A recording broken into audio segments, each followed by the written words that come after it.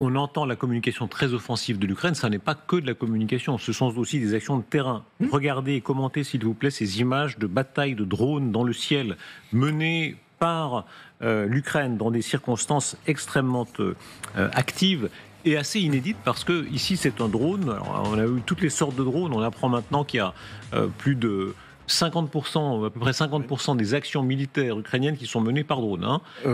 Plus de 50% des pertes russes maintenant sont le fait des drones. Et là, alors, on a un type de drone que moi, je n'avais pas vu en tout cas. Pour vous, ça va être là. Le drone est muni de canons. De deux fusils. Il tire au fusil classique. Fusil de chasse. Hein, il fait des tirs au pigeon. Là, ça fait sursauter Guillaume Roquette qui est chasseur. Bah oui, mais de façon plus pacifique. Voilà. C'est le même principe. Mais si vous voulez, on a le même développement que ce qu'on a connu par exemple avec l'aviation pendant la Première Guerre mondiale. Au début, les avions servaient qu'à faire de l'observation. Puis après, les observateurs ont commencé à se tirer dessus. C'est comme ça qu'est née la chasse. Et puis ensuite, on s'est dit, tiens, ils peuvent lancer des choses, ça devient un bombardement, puis ils peuvent lancer du matériel, etc. Et à la fin, 4 ans plus tard, vous avez toutes les missions qui sont abordées. Vous avez des milliers d'avions dans le ciel et qui font toutes les missions, qui observent, qui frappent, qui bombardent, etc. On est loin de le même phénomène de développement avec les drones. On est dans la courbe montante du S de l'innovation, où il y a une diversification, il y a une massification, une diversification. Et effectivement, comme vous l'évoquiez, le fait que maintenant c'est ce système d'armes qui est devenu une spécialité autonome d'ailleurs en Ukraine, à côté de l'infanterie, de l'artillerie, etc., provoque plus de la moitié des pertes de l'ennemi. Ça, c'est une véritable révolution. Est-ce que ça veut dire là, pardon, ici c'est bricolé, c'est-à-dire qu'on a rajouté 2 fusils ou c'est plus... Oui, alors pour l'instant, c'est du bricolage. Hein. On met effectivement des fusils de chasse ou des fusils d'assaut sur des drones déjà existants. Puis après, il y a déjà d'ailleurs en réalité des drones qui sont spécifiquement dédiés à la chasse anti-drone. Oui, d'un point de vue technique, ça paraît un peu surprenant parce que, à moins que ce soit des carabines, mais le propre d'un fusil de chasse, c'est que ça envoie des tout petits plombs. Mais ça a quand même un avantage, c'est que la gerbe de plomb, elle est assez large. Donc j'imagine que ça peut... Vous ne tuez pas des gens, surtout s'ils ont un gilet pare-balles et un casque, avec un fusil de chasse. Mais là, il a pas un drone. Là, il a pas un drone. Mais voilà, mais l'avantage, c'est qu'effectivement, comme vous avez une gerbe qui est assez large, ça permet d'avoir peut-être plus de chances d'abattre des drones en l'air. C'est la seule utilisation que je vois à ce genre d'équipement. Alors vous qui êtes chasseur, attendez, l'expérience du chasseur, on a un chasseur autour de la table. Est-ce qu'il y a d'autres chasseurs autour de la table ? Non. Voilà. Et ça ressemble à quelle chasse, pour que ce soit, comme vous dites, une gerbe de petits projectiles ? Ça ressemble à la chasse aux perdreaux ou aux faisans, aux oiseaux qui effectivement passent au-dessus du chasseur et celui-ci essaie de les atteindre avec sa gerbe de tout petits plombs qui font 2-3 mm de diamètre. Donc, ils sont absolument pas mortels contre une personne, à moins de tirer à 1 mètre de distance. Oui, c'est-à-dire qu'il y a un rayon d'impact qui est intéressant. C'est exactement ce que vous étiez en train d'expliquer.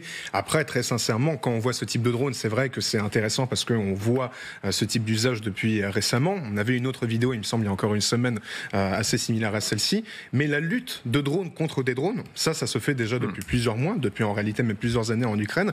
Et c'est quelque chose de très important parce que les Russes utilisent par exemple des drones qui leur coûtent des dizaines de milliers de dollars, même parfois plus de production, notamment les Lancet, qui sont redoutables, qui sont très bons et qui peuvent aller à des distances assez importantes. Ils ont frappé la région de Dnipro, par exemple.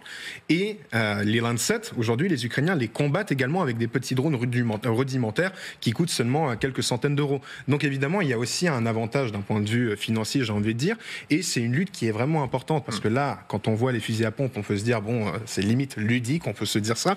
En réalité, les fusils à pompe, c'est un cas à part. Mais la lutte principale, c'est vraiment la lutte contre les drones dans le ciel, et cela se fait régulièrement. Puisque vous parlez de la lutte contre les drones dans le ciel, regardez, écoutez, puisque c'est une séquence complète, ce sont des tirs ukrainiens de nuit sur les drones Shahed. Et là encore, on voit que ces derniers jours encore, les Ukrainiens ont progressé dans la prévention contre ces drones iraniens ou d'origine iranienne et fabriqués ou refabriqués par les Russes.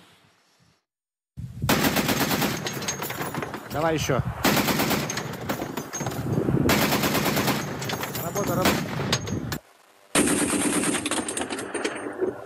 Падає.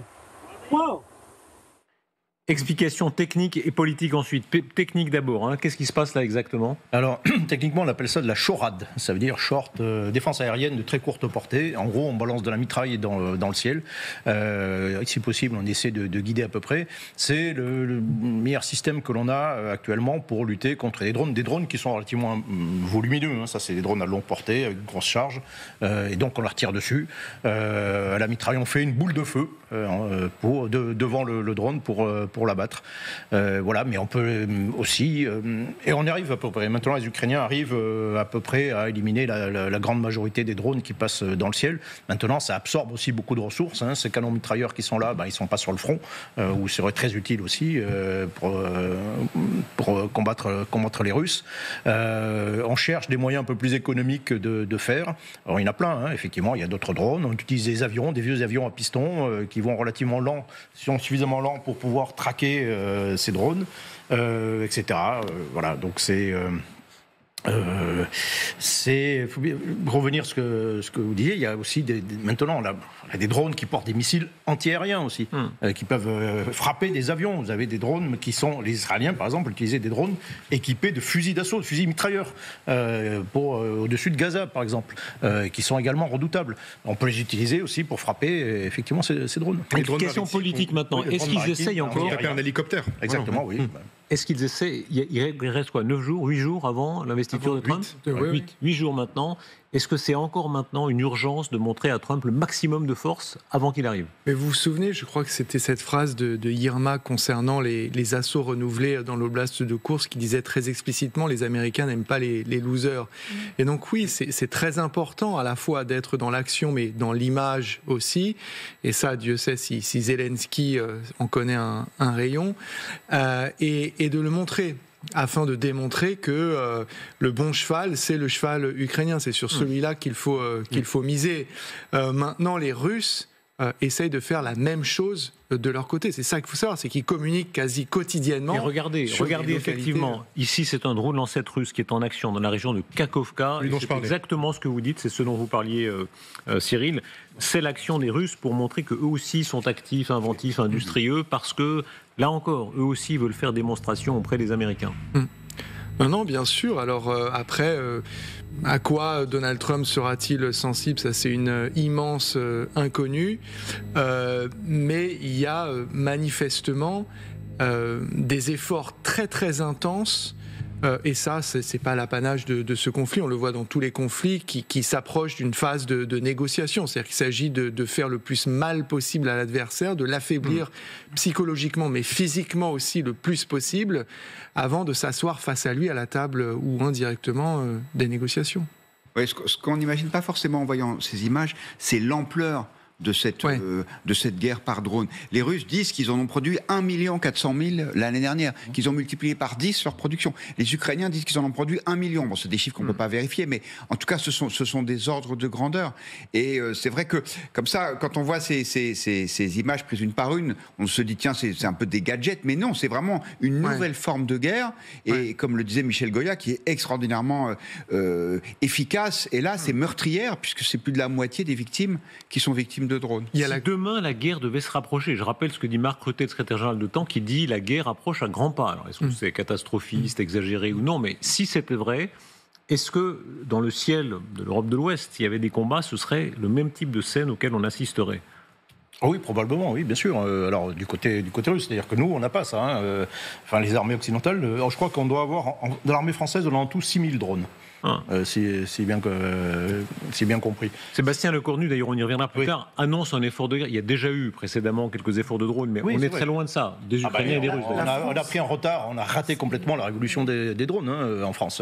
La France a livré, me semble-t-il, des drones kamikazes à l'Ukraine. On a mis au point un type de drone on s'en sert un peu pour expérimenter aussi nos propres équipements, mais non, c'est très limité, quoi. Non, ça c'est un vrai problème, effectivement.